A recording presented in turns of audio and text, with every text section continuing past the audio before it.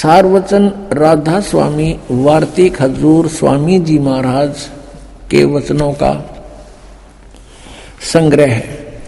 ये वचन सत्संगों तथा अन्य चर्चाओं के दौरान सत्संगियों ने नोट किए थे। स्वामी जी महाराज के परम धाम सिधारने के कुछ वर्ष बाद इनका संग्रह करके पुस्तक रूप में छपवाया गया और सन 1902 में बाबा जयमल सिंह जी महाराज ने सारवचन राधा स्वामी वार्तिक को पहली बार गुरमुखी लिपि में छपवाया, यानी दूसरी भाषा में तो पहले छपी हुई थी और 1902 में तो बाबा जयमल सिंह जी ने पंजाबी भाषा में गुरमुखी भाषा में छपवाया और प्रस्तुत पुस्तक उसी प्रथम गुरमुखी संस्करण के अनुसार है और अब इसका हिंदी संस्करण प्रकाशित किया जाता है।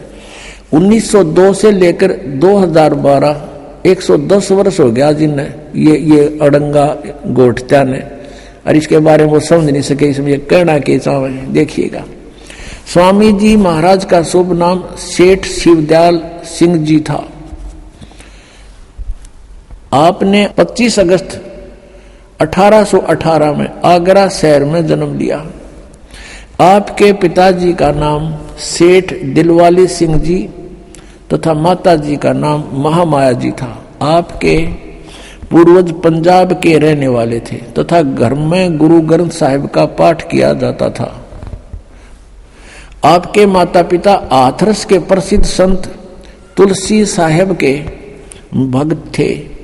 स्वामी जी महाराज ने भी तुलसी साहेब की काफी संगति की थी, यानी शिवदयाल जी को जिसको राधा स्वामी कहते हैं उसने भी तुलसीदास हाथरस वाले की काफी संगति की थी, यानी उसके वचन सुने थे।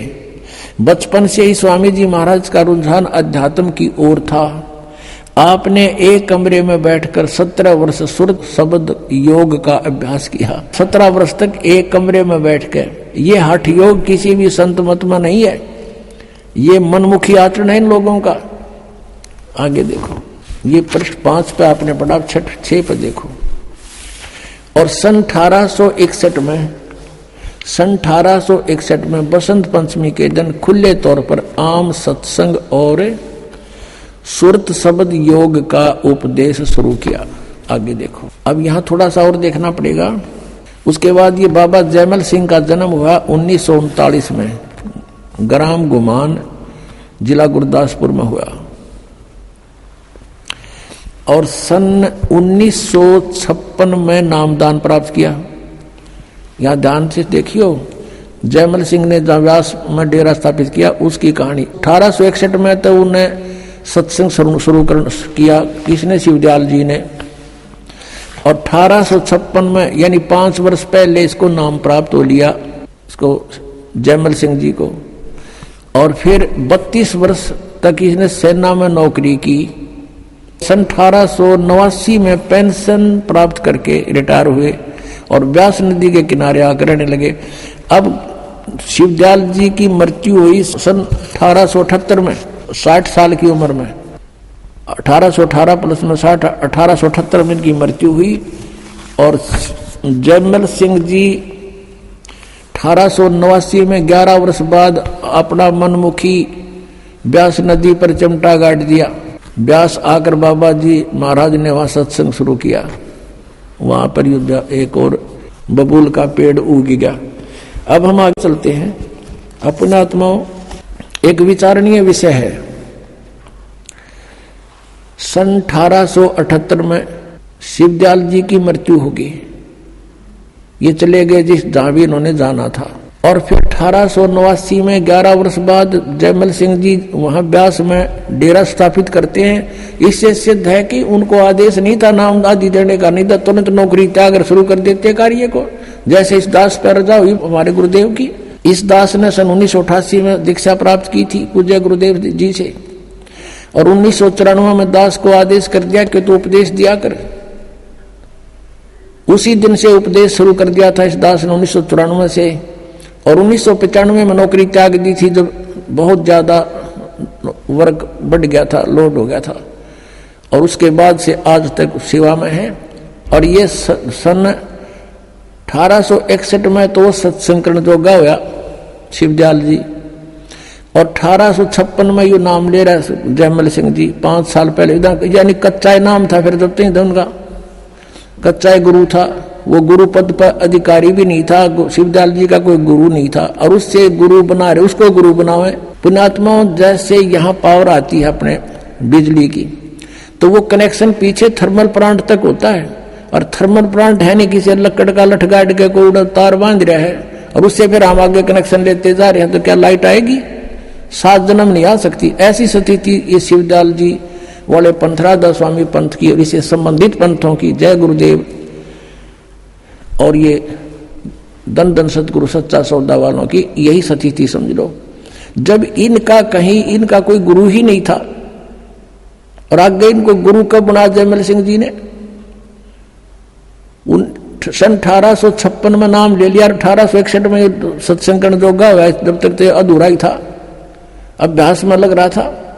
कच्ची सरसम पीड़ के खड़ हुए ना तेल, और फिर 1889 में अपन नाम देने लग गया। जो मृत्यु होली 1878 में शिवदयाल जी की, इनके अगर ये जयमल सिंह जी अपने गुरु मानते हैं तो उनको अगर आदेश इनको था कि नाम दे तो उसी दिन शुरू कर देना चाहिए था, इसने चाहे सर्विस भी करता रहता। तो इससे सिद्ध है कि यू एक बिल्कुल अनजानों का ग्रुप इकट्ठा हो गया, भोले श्रद्धालु इनका जा फंसे, इनको परम धनी मान के काल के जाल में फंसकर आज तक अपना जीवन बर्बाद कर रहे हैं। इस दास का उद्देश्य है कि उनसे पीछा छुटाओ और यहाँ आओ और यथार्थ ये सतनाम पाओ।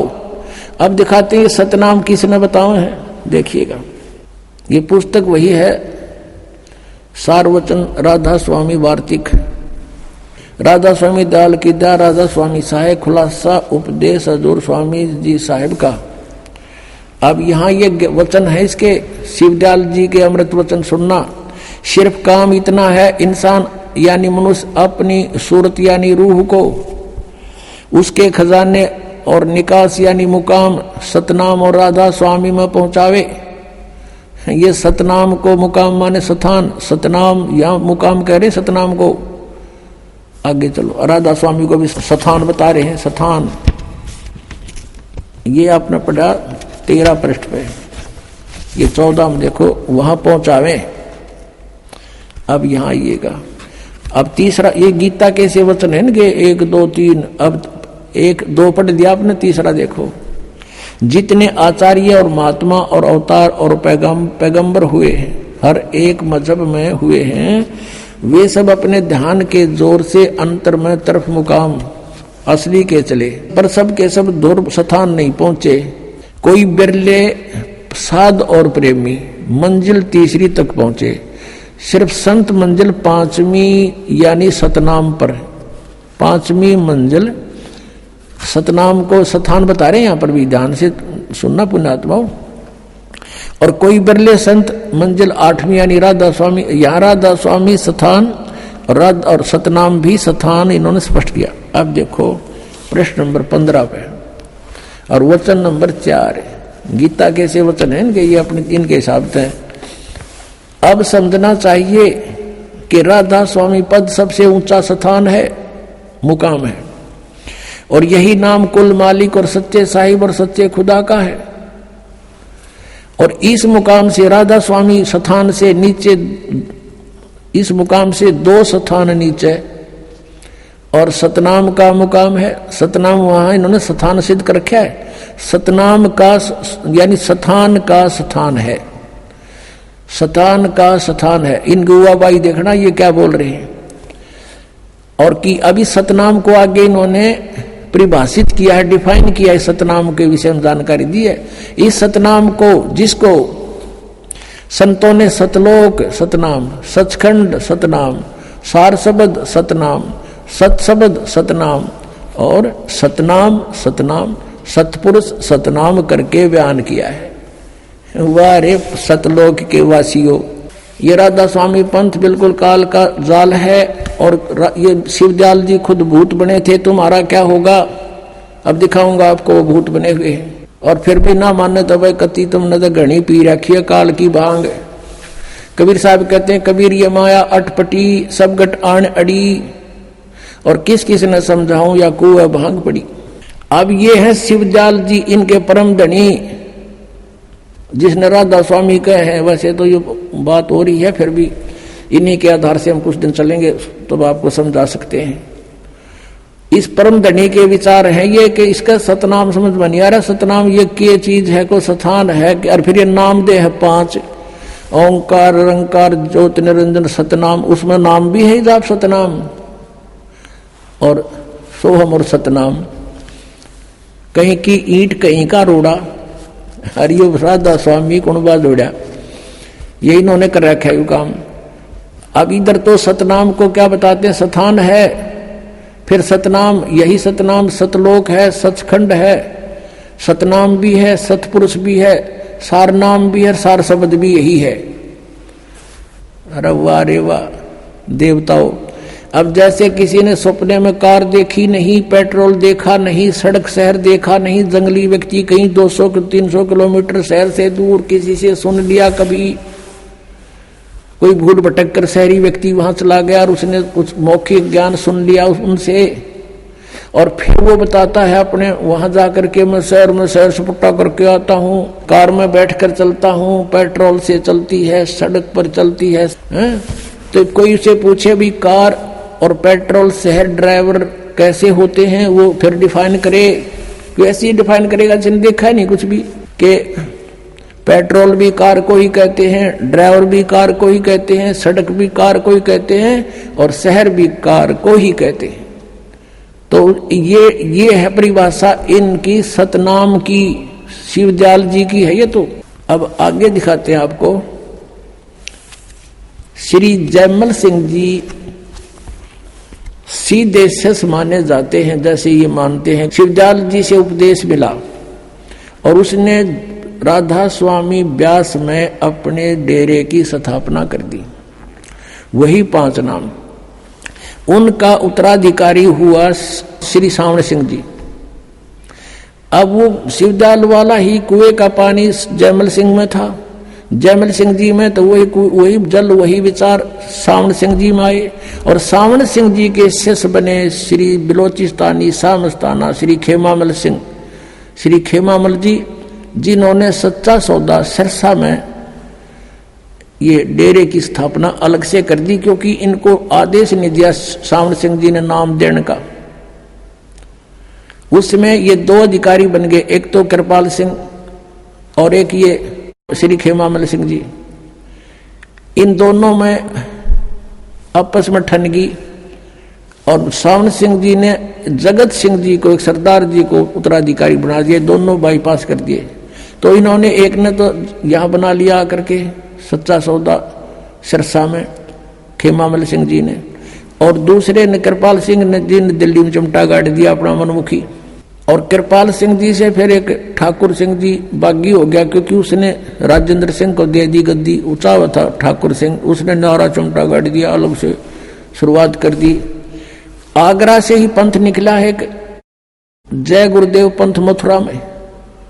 वो मथुरा वाला जो जय गुरुदेव, वो भी समझ लो उससे कुएं का पानी शिवजाल जी वाले का है।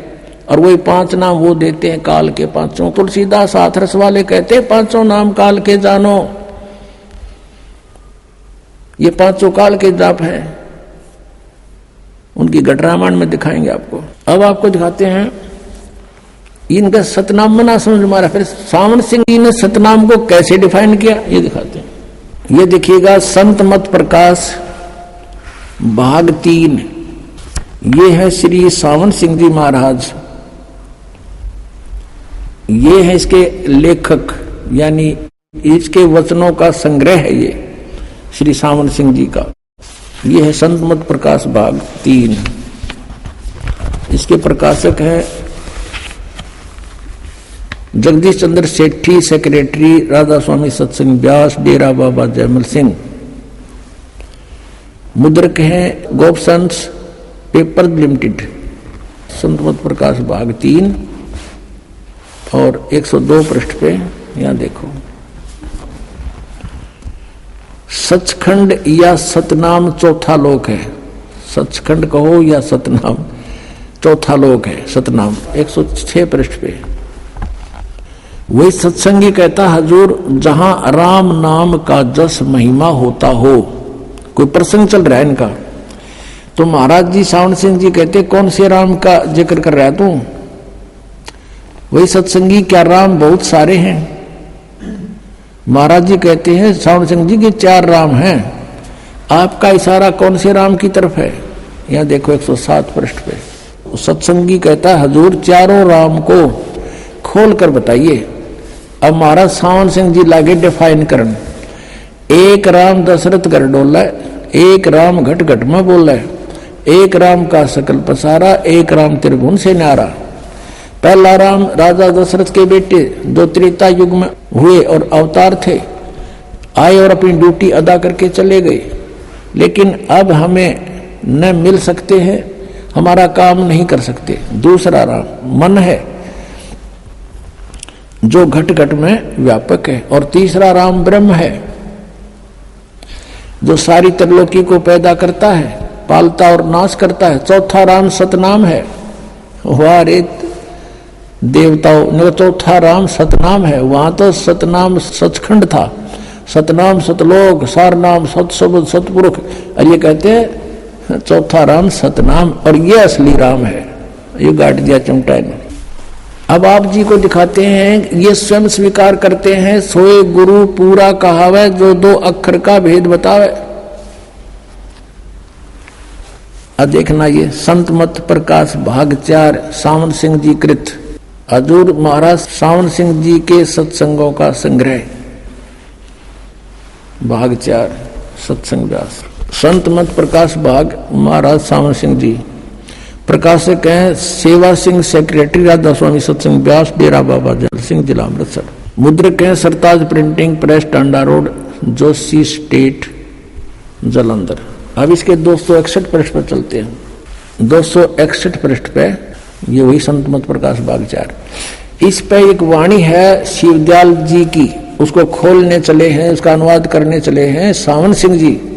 अक्षर रूप निरखती चाली, छोड़ दिया अब देश बिगाना। यह संसार सर है, जो अक्षर है वह ब्रह्म है, और नी अक्षर पार ब्रह्म है। जब यह संसार बना, हम इस महल दुनिया में गुजारा करते आ रहे हैं, किंतु अब गुरु की कृपा से आत्मा इस महल को छोड़कर सतलोक को जा रही है। अब गुरु ग्रंथ साहिब में बड़े गहरे और गुप्त रहस्य हैं। एक स्थान पर आता है, 52 अक्षर लोक त्रय, सब है कुछ इनके माही, ये अक्षर खिर जाएंगे, वो अक्षर इनमें नाही। गुरु ग्रंथ साहिब के इस 340 पृष्ठ पे ये इन्होंने इसका डिफाइन किया। फिर आगे क्या है गुरु ग्रंथ साहिब में, इस 1171 पृष्ठ पे ये बता रहे हैं कि कुछ और भी है। इसके विषय में गुरु ग्रंथ साहिब में लिखा है 52 अक्षर से न्यारे के बारे में। सोई गुरु पूरा कहावे, 2 अक्षर का भेद बतावे, एक छुड़ावे एक लखावे, तो प्राणी निज घर को पावे। फिर कहते हैं, जे तू पढ़िया पंडित बिन 2 अक्षर 2 नावा, प्रणवत नानक एक लंगाए, जे कर सत समावा। यदि तू गुणी हो ज्ञानी हो तो वे अक्षर बताओ, वे अक्षर पार ब्रह्म है। ये अनुवाद तो है, इसकी इस वाणी का अनुवाद है इन 2 अक्षरों के बारे में सावन सिंह जी का, लेकिन वास्तविक वाणी का ये अर्थ नहीं बनता। या पे कह रहा वे अक्षर का बताओ, और आप पे कह रहा है ये वो अक्षर पार ब्रह्म है, पार ब्रह्म है। एक अक्षर ने दुनिया बनाई और एक ने सतलोक बनाया। यही कबीर साहब कहते हैं, कहे कबीर अक्षर 2 भाग। अब देखो कबीर साहब की वाणी को रेफरेंस में ले रखा है, हवाला दे रखा है। कबीर परमेश्वर की वाणी कहती 2 अक्षर को बोलना होता है, जाप करना होता है, ये कह पार ब्रह्म है। और होएगा खसम तो लेगा राख, यदि इस 2 नाम के उपदेश देने वाला सही अधिकारी होगा 2 अक्षर का। इसमें एक ओम है, एक तत् है, गुप्त है वो। तो अगर सही अधिकारी होगा तो समय आने पर तेरी रक्षा होगी, अन्यथा कोई लाभ नहीं होगा। झूठे गुरु से भी ये 2 अक्षर का नाम ले लिया सतनाम तो भी यूजलेस है। ये आदि गुरु ग्रंथ साहिब यानी गुरु ग्रंथ साहिब में 329 पृष्ठ पे ये कबीर जी की वाणी लिखी है। फिर गुरु नानक साहिब कहते हैं, एक अक्षर हर मन वसै नानक होत निहाल। तो ये तो एक अक्षर फिर आ गया, ये दो अक्षर तो न्यारे हैं, ये तो सतनाम है 2 अक्षर का, और ये एक नाम है, ये सार नाम है, आदि नाम है। नानक होत निहाल, उस सार नाम से निहाल होंगे जीव। और देखो ये आगे इसके आसपास घूम रहे हैं सारना उसके सतनाम के। एक स्थान पर गुरु साहिब फिर कहते हैं, वेद कतेब समृत सब शासत इन पढ़ा मुक्त न होई, एक अक्षर जो गुरुमुख जापे तिसकी निर्मल होई। ये आदि नाम भी गुरु से लेकर जाप करने का है, ये साधना करण का। वो कहते हैं वो नाम जाप करण के नहीं है, सुमन करण के नहीं है, वो तो उसकी साधना करनी। साधना टट्टू ही करोगे जो जापेगा ना बेरा तुमने।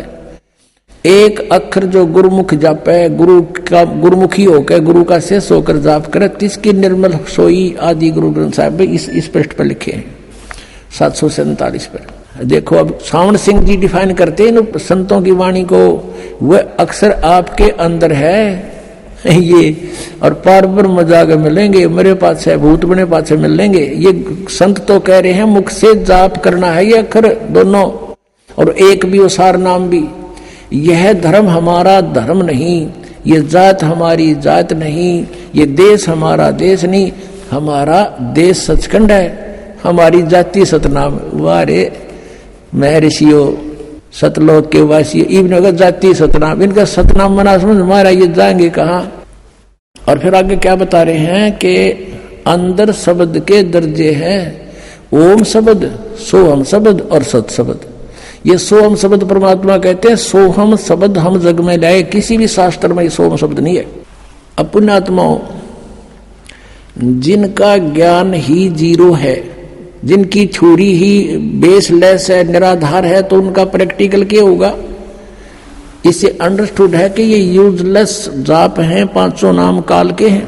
ये देखें गट रामायण तुलसी साहेब हाथरस वाले की भाग 1 वेलविडियर प्रिंटिंग प्रेस इलाहाबाद से भाग 1 है ये, और ये है गट रामायण भाग 1 सतगुरु तुलसी साहेब हाथरस वाले की रची हुई, 2 प्रमाणिक में छपा हुआ है।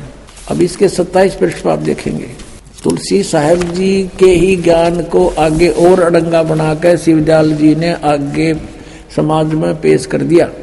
ये है 27 पृष्ठ, पिंड अंड का भेद।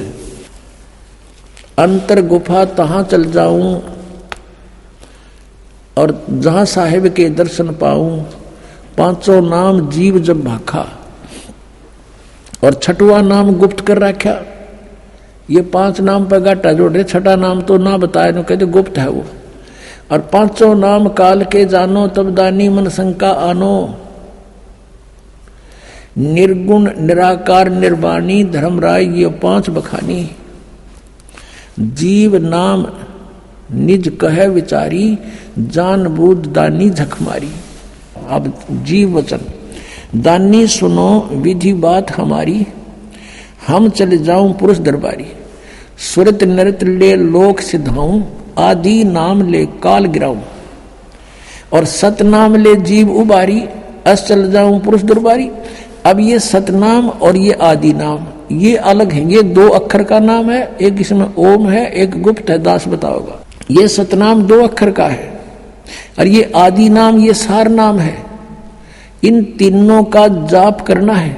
इस सतनाम का भी 2 अक्षर केगा और आदि नाम का भी जाप ही करना है। जैसे आपने गुरु ग्रंथ साहिब में पढ़ा कि एक नाम गुरुमुख जापे नानक होत निहाल, ये भी जाप करने का है। ये कहते हैं ना साधना करने का है, जाप करने का नहीं है। और ये राधा स्वामी पंथ, धन धन सतगुरु पंथ, ये एक ही कुएं का पानी है। जय गुरुदेव पंथ मथुरा वाला एक पुस्तक है, सचखंड की सड़क, और ये प्रकाशित है सच्चा सौदा सिरसा से, सतनाम सिंह जी जो गद्दी के दूसरे अधिकारी हो उनके कर कमलों से। और ये भी वो कुएं का पानी आपको दिखाते हैं, थोड़ा सा फेर बदल कर दिया, समझ गए खींचे तो ये देखिएगा सचखंड की सड़क। अब नाम तय पुस्तक का ओए होए ऐसा है जैसे बस मेटल रोड है, इस पर चढ़े गए सतलोक में, और इसमें कख भी को नहीं। देखो इस पुस्तक के नाम ने तो सुनकर आदमी कटका मर जा, भाई मिला भगवान बस तड़के। पहला भाग है दासन दास हजूर महाराज सतनाम सिंह जी, डेरा सच्चा सौदा सिरसा हरियाणा से छपी है। ये वही है, धन धन सतगुरु तेरा ही आसरा, पहला भाग है। ये मुद्रक है इंद्रसेन प्रबंधक, परमार्थ उपदेश प्रिंटिंग प्रेस, डेरा सच्चा सौदा, सतनाम, सा सतनाम सिंह जी मार्ग, सिरसा, हरियाणा। फोन नंबर इतने। इनके 226 पृष्ठ पर आपको ले चलते हैं। ये है 226 पृष्ठ सचखंड की सड़क। और ये अलखनामी आया रे देश छोड़ के जी छोड़ के, इसका आगे देखियो, इसका अनुवाद करते समय इन्होंने यहां लिखा है अलखनामी आया रे, सारे देश छोड़ के जी छोड़ के। त्रिलोकी स्थूल सूक्ष्म और कारणयुक्त त्रिलोकी है इनका, तक की सारी रचना काल निरंजन ने की है। संतों का देश सचखंड या सतलोक है और वही सतपुरुष या आदि पुरुष का स्थान है। इसको कहे सतपुरुष या आदि पुरुष का वही स्थान है और वह अजर अमर अविनाशी और एक सदा एक रस है। वहां चैतन्यता ही चैतन्यता है और प्रकाश ही प्रकाश है। वहां कोई भगवान है नहीं वास्तव में। नीचे पिंड तक की कुल रचना का आदि और अंत वही है और उसी को सतलोक को, अब ये जो है ना संतों का देश सतलोक है, सचखंड या सतलोक है और उसको भगवान पुरुष का स्थान है। यहां तक तो ये ठीक बोल गए कि सुन ली होगी, 5-6 दिन ढंग से लिख दिया। उसी को सतलोक को, सचखंड को, उसी को सतनाम, सत शब्द और सार शब्द कहते हैं। वाह रे वाह, एक कुएं की भाग है सारी। कहते हैं ये सतलोक है, संतों का देश सचखंड या सतलोक है और वही सतपुरुष आदि पुरुष का स्थान है और उस वो अजर अमर है, चेतनता ही चेतनता है, प्रकाश ही प्रकाश है, वहां कुछ भी नहीं है। और उसी को, इस सतलोक को सतनाम, सत शब्द और सार शब्द कहा जाता है। अब आपको पता लग गया ये एक का कुएं का पानी है जय गुरुदेव पंथ, ये सच्चा सौदा धन धन सतगुरु सिरसा और जगमाल वाली, और ये गंगुआ के अंदर 600 मस्ताना ये भी वहीं से निकला हुआ है। और ये कृपाल सिंह जी का मिशन है जो दिल्ली में, और साथ में वो जो जयमल सिंह जी ने चलाया ब्यास से, आगरा से, सब एक ही कुएं का पानी है और यही जल है उनके पास, यही ज्ञान है जो आपको बताया जा रहा है। मोक्ष प्राप्त प्राणी सतलोक में भिन्न रहता है, यह सतपुरुष में ऐसे लीन हो जाता है जैसे बूंद समुद्र में। तब जीवात्माएं अमर पद में पहुंच करके अमर आनंद लेती और उसी समुद्र का ही रूप हो जाती। तो समुद्र में बूंद गिरी, समुद्र का रूप हो गई। जल की बूंद जल में गिरी, उसका रूप धारण कर दिया। तो ये थे जय गुरुदेव पंथ के संत तुलसी साहिब जी के विचार। और आइए अब जानते हैं जगत गुरु तत्वदर्शी संत रामपाल जी महाराज के विचार।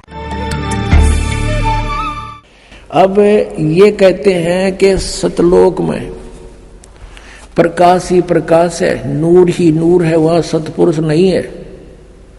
और आत्मा जब उसमें पहुंच जाती है तो ऐसे मिल जाती है जैसे बूंद समुद्र में, यानी जैसे डूब कर मरना होता है। तो पुण्यात्मा पहले तो ये इंटरेस्ट किसी का हो नहीं कि उसमें जाकर मरा डूब के, उसमें एक रस हो जाए। यही प्रत्यक्ष उदाहरण बता दिया। अगर कोई नो कहे समुद्र में भगवान है, चलो कूद छलांग लगाओ, कितने मरेंगे, एक आधा बोला वैसे चला जाओ उसमें। नहीं तो समझदार व्यक्ति ने कहा वाह विवाह, भगवान को तो कहते उसके दर्शन करते हैं, उसके रोमकूप में करोड़ सूर्य करोड़ चंद्रमा मिला दे, ऐसी रोशनी है परमात्मा की वाणी में। तो ऐसा लिखा कबीर जी की वाणी में। और वहां चले गए हंस उसके चौर करते हैं भगवान के, फिर निराकार के चौर कैसे करेंगे। और फिर ये बताते हैं कि एक समय सामण सिंह जी ने कथा सुना रखी है कि एक इंद्रमती नाम की रानी थी और कबीर साहब के समय में हुई। वैसे दिन ने पता ही नहीं कहेगा वो कब हुई थी, कब परमात्मा आए थे। फिर भी इन्होंने जैसा जोड़ जुगाड़ करके ज्ञान दिया वो ज्ञान समझते हैं। और रानी इंद्रमती कबीर साहब की शिष्या थी। कबीर साहब तो पहले जाकर समुद्र में लीन हो गए उस सतपुरुष में। और पीछे इंद्रमती रानी जब गई तो ये क्या बताते हैं, उसमें डूब कर मरण गई जब हुआ पीछे से, तो वहां क्या देखा कि कबीर साहब को की पदवी देखी, वहां पर वो तो सतपुरुष है। तो वह इंद्रमती रानी कहती है कि हे भगवान, आप सचमुच, आप तो अकाल मूर्त हो, आप तो सतपुरुष हो, और मुझे पहले पता चल जाता तो मैं आपकी सेवा नहीं करती।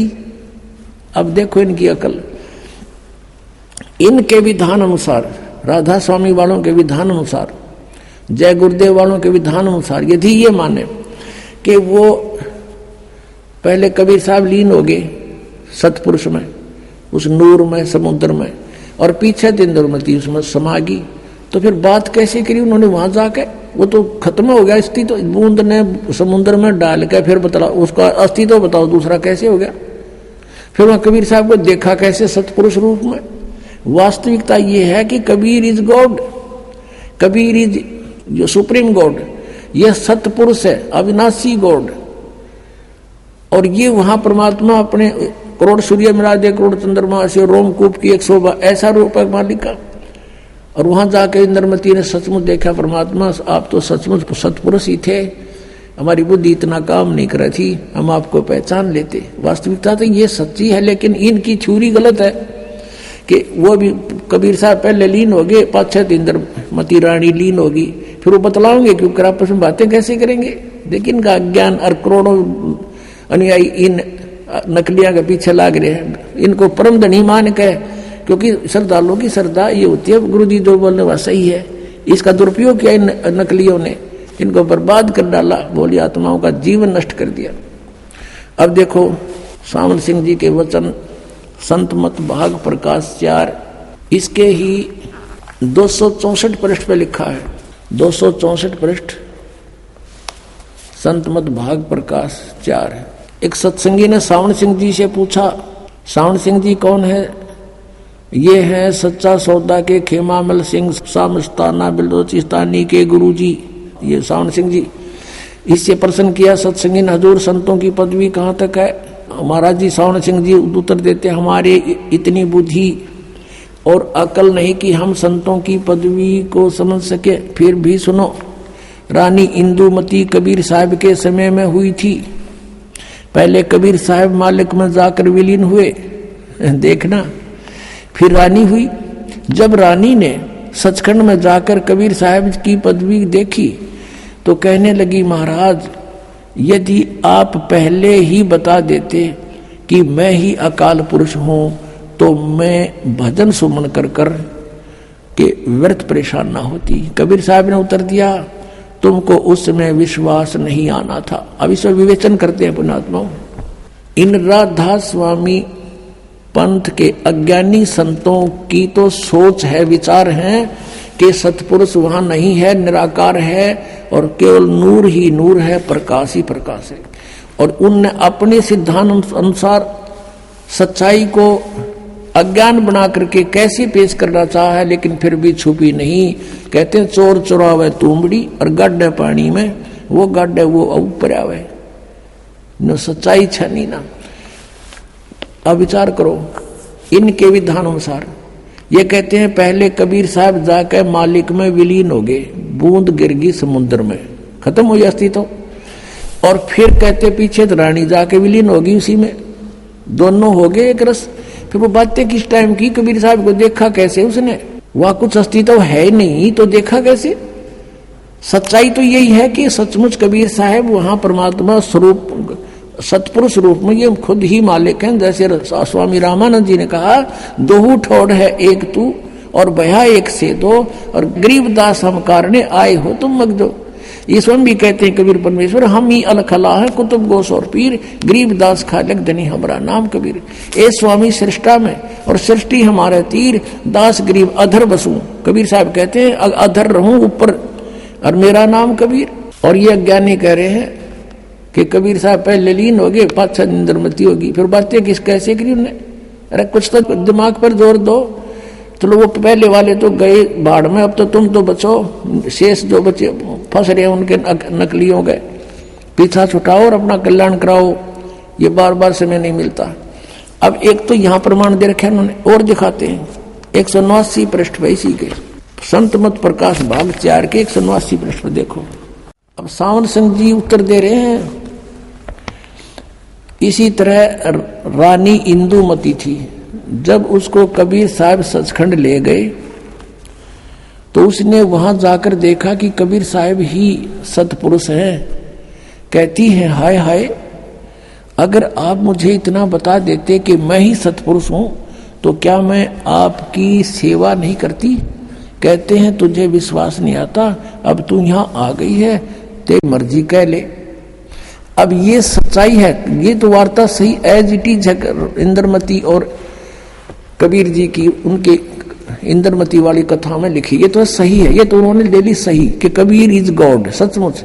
और वहां इनकी अपनी अज्ञान थ्योरी को सिद्ध करना भी चाहा साथ में इस कथा के साथ 264 पृष्ठ पे इसी संतमत भाग 4 के, उसमें इन्होंने कोशिश की है ये बताने की कि पहले कबीर साहब लीन हो गए और पाछे तो फिर इंदुमती जाकर उसमें समुद्र में बूंद की तरह समा गई और फिर वो बातें कर रहे हैं। अरे ज्ञानहीनो परमात्मा कबीर जी कहते हैं मोती मुक्ता दर्शत नाही, ये जग है सब अंदरे, दिखत के तो नैन चश्म इनके फेरा मोतिया बंदरे। ये दिखे थे महर्षि, बड़े बड़े विद्वान, मंडलेश्वर परम धनी पहुंचे हुए हैं सचखंड में जा, इनका सतनामे का ना समझ माई न जाएंगे कहा ये। इसी कारण से वो शिवदयाल जी प्रेत बनकर अपनी शिष्या बुक्की में बोल रहा है सत साहिब। परम पिता परमात्मा पूर्ण ब्रह्म सर्व सृष्टि रचनहार कबीर देव कबीर साहेब कबीर परमात्मा की असीम रजा से आप सभी पुण्यात्माएं सत्संग सुनने के लिए उपस्थित हो सके। परमात्मा की कृपा के बिना कोई भी प्राणी परमात्मा की भक्ति नहीं कर सकता। और जो प्राणी भक्ति कर रहे हैं, अपनी मनमानी साधनाएं भी कर रहे हैं, नकली गुरुओं के पास भी वो जाके दीक्षित हैं, वो भक्ति नहीं कर रहे हैं, वो अपना जीवन नाश कर रहे हैं। तो सौभाग्य आपका कि आप जी भक्ति कर रहे हैं, विशेष कृपा है आपके ऊपर परमात्मा की, क्योंकि सत भक्ति हम करें तो वही भक्ति होती है। असत क्रिया को करने से कोई लाभ नहीं होता। यदि कोई जंडी के पेड़ को और काट के गण से काटने की चेष्टा कर रहा है तो क्या उसका वो प्रक्रिया उचित है? क्या वो अपने उस कार्य में सफल हो सकता है? नहीं हो सकता। किसी जंडी के पेड़ को या किसी भी वृक्ष को काटने के लिए एक तिखी कुल्हाड़ी की आवश्यकता होती है, लोहे की। तो वो अपना सही कार्य कर रहा है जो इस हथियार औजार को प्रयोग करके प्रयत्न कर रहा है। आप जी वो सत साधना कर रहे हैं जिससे परमात्मा प्राप्ति होती है, और जिस साधना के करने से पूर्व में बहुत से महापुरुषों को परमात्मा प्राप्ति हुई है। तो आपका सौभाग्य है कि आप जी परमात्मा की कृपा से सत साधना कर रहे हो, सत्संग में उपस्थित हो रहे हो। अन्यथा इस काल भगवान ने ऐसा कहर तोल रखा है प्रत्येक प्राणी पे, परमात्मा की रजा ना हो तो यही समय आपका ये ना जाने कहां पर बर्बाद करा देता, किसी थाने में, किसी कोर्ट में या किसी अन्य स्थान पर और कोई समस्या पैदा कर देता, कोई बीमारी कर देता, हॉस्पिटल में पड़े होते, पैसे भी खर्च होते, चिंता भी नारी बनी रहती। उसकी कृपा से आप यहाँ पहुंचे हो, कितना शांत हो, कोई दुख है वो भी आप पर इतना प्रभाव नहीं कर पाएगा, क्योंकि यहाँ परमात्मा की विशेष रजा होती है। जहाँ भक्त संत रहते हैं वहाँ काल का प्रभाव नहीं होता, और आपको वो अनमोल ज्ञान मिलेगा, आपके बहुत शुभ संस्कार बनेंगे, और शुभ कर्मों का फल ही सुख होता है, बुरे कर्मों का फल दुख होता है। तो इसलिए आपका बड़ा सौभाग्य है कि आप जी परमात्मा की भक्ति कर रहे हो और सत्संग में उपस्थित हो रहे हो। सतगुरु के दरबार में जाइयो बारंबार, बोली वस्तु लखा देवे हैं सतगुरु दातार। सत्संग की आधी घड़ी और तप के वर्ष हजार, तो भी बराबर है नहीं यूं कहें कबीर विचार।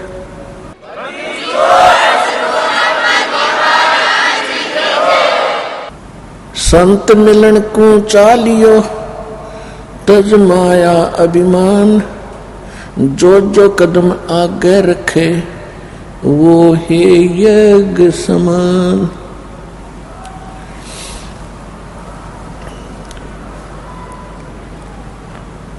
संत मिलन को चालियो दिन में कई कई बार, आसौज के मेह जो ये गणा करें उपकार। कबीर दर्शन संत का परमात्मा आवे याद, लेखे में वो ही घड़ी बाकी का समय बर्बाद। साधु दर्शन राम का मुख पे बसे सुहाग, दर्श उन्हीं को होते हैं जिनके पूर्ण भाग।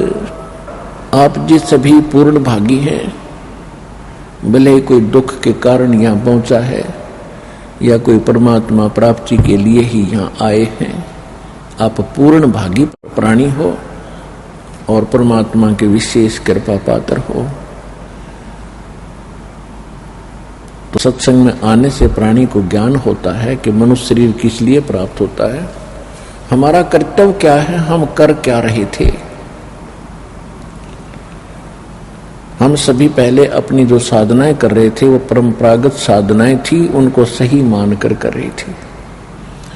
और जिस समय हमें सत्संग प्राप्त हुआ यानी सतगुरु मिले, यथार्थ ज्ञान प्राप्त हुआ, तो सत्संग में आने से हमें पता चला कि हम जो साधनाएं कर रहे थे वो सदग्रंथों के विपरीत थी। मनमानी साधनाएं हम कर रहे थे, सुनी सुनाई देखा देखी लगे हुए थे। एक लोक वेद के आधार से हम अपनी भक्ति क्रियाओं को कर रहे थे।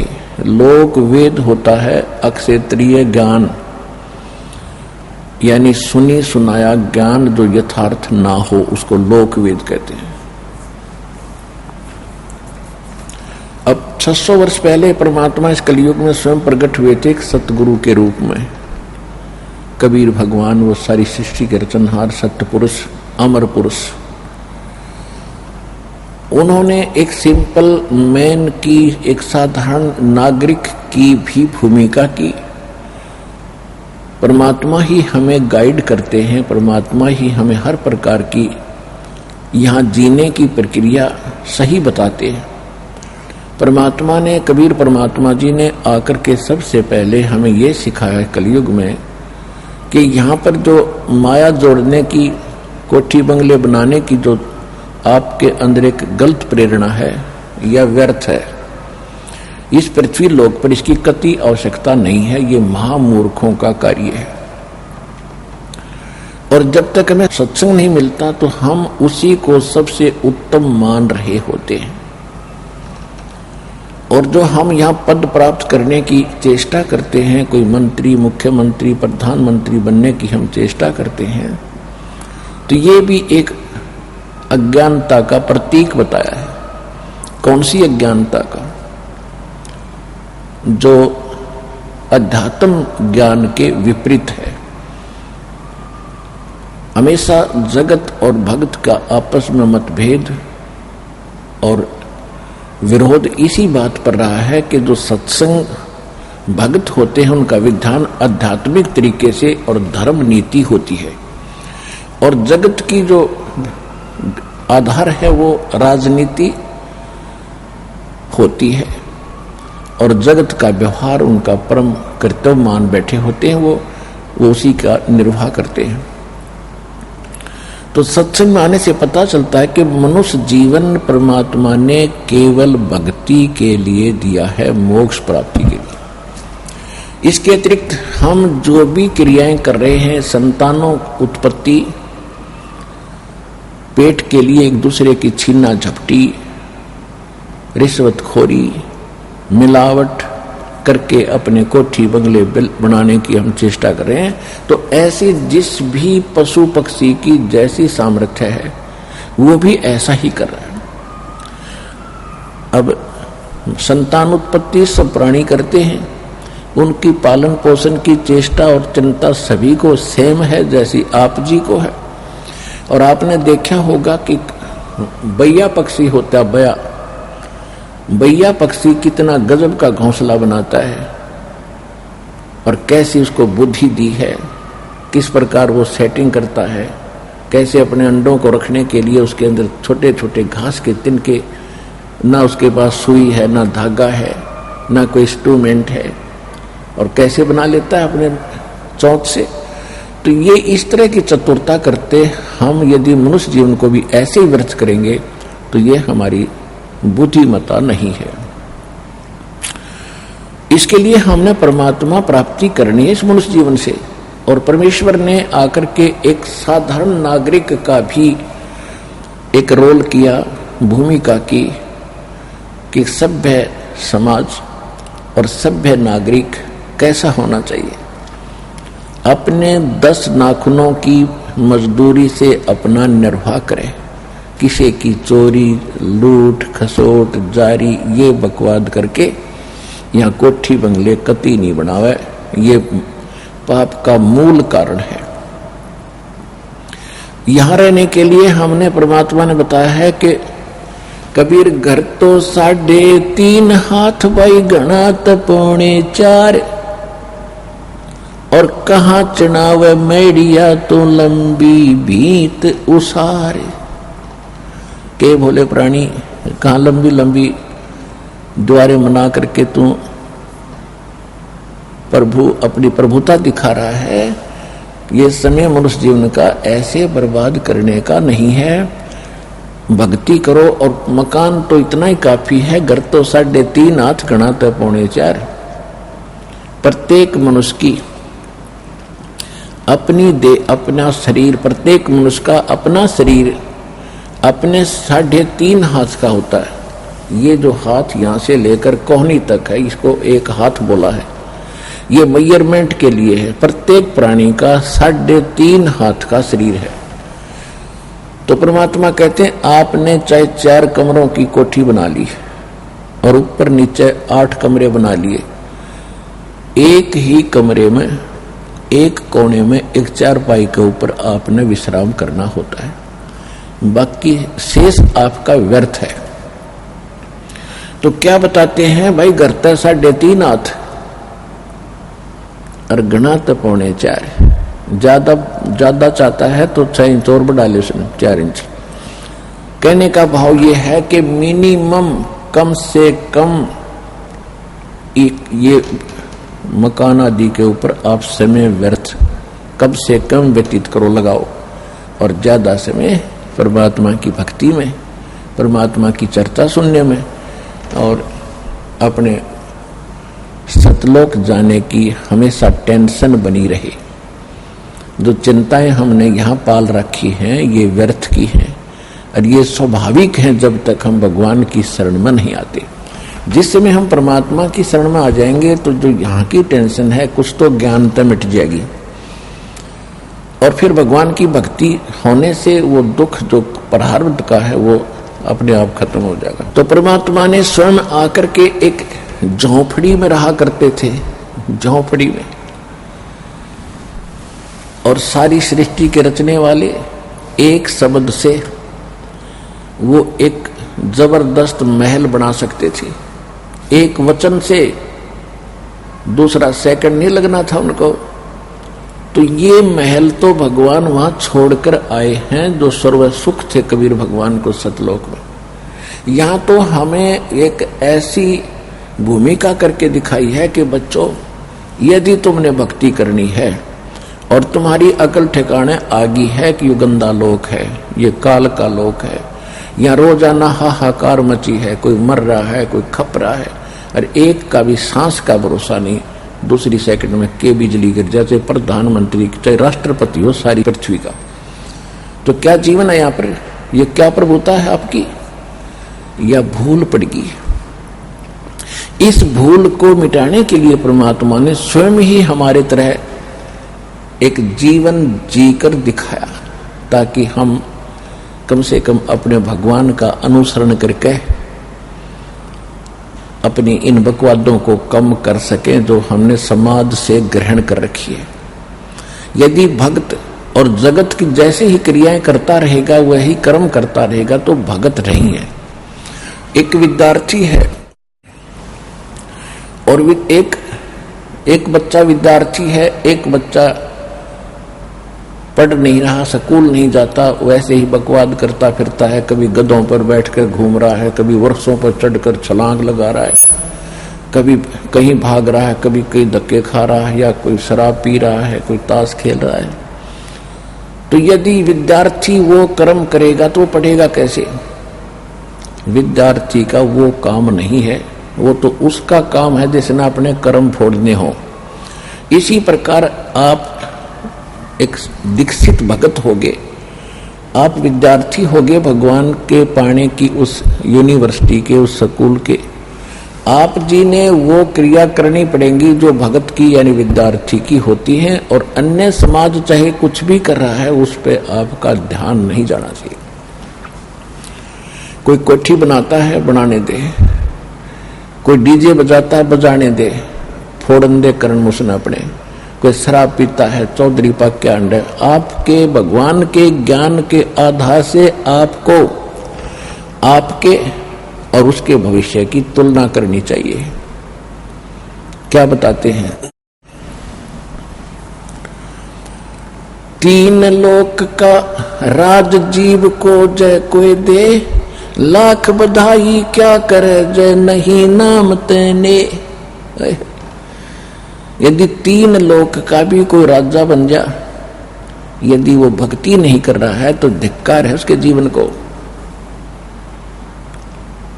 राम रटत निर्धन भला भाई, टूटी घर की छान। वो सुंदर महल किस काम के, जा भक्ति नहीं भगवान। परमात्मा कहते हैं कि भगवान की भक्ति करने वाला वो भक्त परमात्मा को बहुत प्रिय है और बहुत ही धनवान है वो भक्ति मार्ग में, जिसकी झोंपड़ी की चाहे ऊपर की छत भी टूटी हो लेकिन भक्ति कर रहा हो। और जो भक्ति नहीं कर रहे वो चाहे आलीशान महलों में रह रहे हो, उनका भविष्य कुछ भी नहीं है। आज कोठियों में रहते हैं, जनता में उनकी खूब शान है, शौकत है, और कल भाई की मृत्यु होगी, वो कुत्ता बनकर उसी कोठी के बाहर बैठा होगा, गली के अंदर चाट ले उस कोठी ने। अब के काम आई? वो सारी उम्र असंख्य न जाने कितने वर्षों, हजारों वर्षों, लाखों वर्षों तक धक्के खावेगा। एक 10-20 वर्ष के लिए कोठी बना के इसमें चौधरी पा किया, और उसमें रहता कितने समय है वो व्यक्ति? पुण्यात्माओं, आप जी ने परमात्मा के द्वारा दिए गए ज्ञान पर अमल करना पड़ेगा। ये बातें कहन सुनन की नहीं, ये कर पाड़न की है। ये मैंने कह दिया, आपने सुन ली, भाई बहुत बढ़िया सत्संग करा गुरु जी ने, नहीं, ये आपने अमल लानी पड़ेगी, अमल में लानी पड़ेगी, तब आपका कल्याण संभव है। अब परमात्मा स्वयं भी एक कुटिया में रहते थे, अपने हाथ से कपड़ा बुनकर। पुण्यात्मा विचार करो, एक थान बनाने में एक पतले से धागे को ऐसे डालना, फिर ऐसे डालना, फिर ऐसे डालना। एक दिन में कितना बना पा सकता है? ज्यादा से ज्यादा 1.5 फुट 2 फुट। और परमात्मा ये काम करते थे, और उसी से जो मेहनताना मिलता था उससे निर्वाह करते थे। और फिर भी अगर बच जाता था तो उसका दान करते थे, पुण्य में लगाते थे। तो हमें वो इसलिए शिक्षा दे रहे हैं कि आप परमात्मा की सारी क्रियाएं को अपनाओ जो भगवान पाने में सहयोगी हैं। दान भी करो, चाहे वैश्य कितने निर्धन हो, उसी से निकाल कर कुछ दान जरूर करो। जैसे आप जब इस ज्ञान से पूर्ण रूप से परिचित हो जाओगे, इस मार्ग से, तो फिर आप आनाकानी नहीं कर सकते दान करण में। कैसे? जैसे एक किसान जब फसल बीजनी होती है, जैसे गेहूं का समय आ गया और उसके पास इतना गेहूं है कि परिवार का गुजारा ही मुश्किल से होगा खाने का, तो वो क्या करता है, वो ये नहीं देखता कि अब क्या करूंगा, कैसे बीजूंगा, बच्चे क्या खाएंगे, इसको अगर बीज दिया तो उसको इतना पता है अगर नहीं बीजूंगा तो फिर कति भूखा मर जाऊंगा, आगे भी कुछ नहीं होगा। तो वो चाहे उसने उधार लेकर किसी से बीजना पड़े, वो बीज जरूर बीजेगा और उसके बीजने के बाद भी फिर बहुत सा काम है, वो सारे खर्च भी करेगा और फिर उसके बाद देखो वो मालो माल हो जाएगा।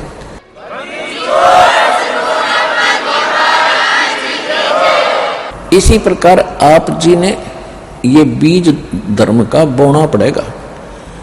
अपने और वाहियात के खर्चों को कम करके दान में ज्यादा ध्यान आपने देना पड़ेगा। देते को हर देत है जहां तहां से आने, अन देवा मांगत फिरे भाई साहेब सुने ना कान। अब एक तो मनुष्य कार में बैठा जा रहा है, एक मनुष्य दिए बाबा दिए बाबा दिए बाबा, और चल चल चल चल चल। तो ये क्या है, उसने पहले दान किया जो आज सुख से जीवन जी रहा, जो यहाँ का सुख है। अरे जिसने दान धर्म किया नहीं, मनुष्य जीवन भी मिल गया, भक्ति उसके पास नहीं, मांगता फिरता है। कहते हैं देते को हर देत है जहां तहां से आन, और ना दिया फिर मांगते फिर यो, भगवान सुने नहीं कान। तो पुण्यात्माओं, परमात्मा कबीर साहब ने स्वयं आकर के सबके लिए हमें